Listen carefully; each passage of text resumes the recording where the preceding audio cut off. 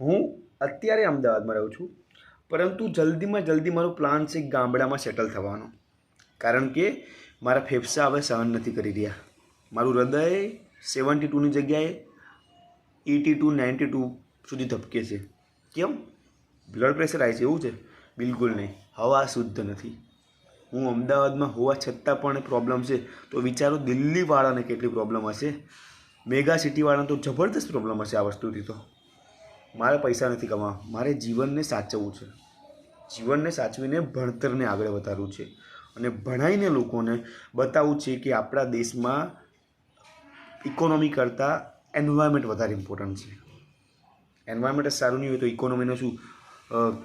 પહેલા નંબરનું ઇકોનોમી લાઈને આપણે શું સાબિત કરવા માગીએ છીએ? એન્વાયરમેન્ટ બગાડી દેવાનું.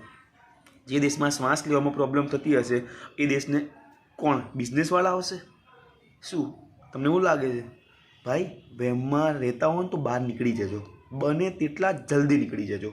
જો પર્યાવરણને શુદ્ધ નહીં રાખીએ તો ભાઈ પૈસાથી કંઈ મતલબ નથી.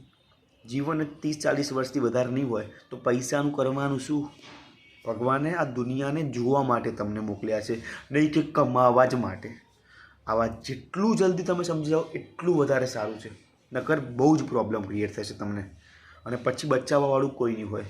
દાદા પાછળ બેઠા છે, હર વખતે નહીં આવે. એટલું યાદ રાખજો.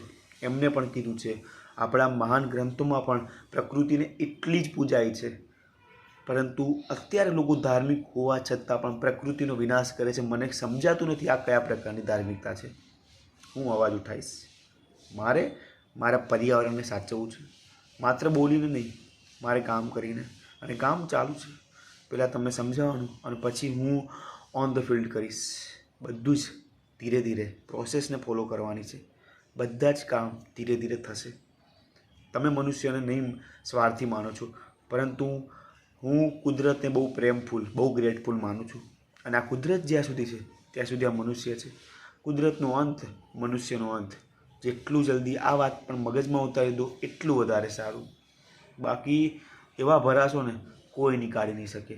કારણ કે એ ચંગુલ, એ ઝાડ કુદરતની હશે અને કુદરત કોઈ નહીં છોડતી. જ્યારે એના ઉપર અતિશય પ્રેશર ક્રિએટ કરો ત્યારે.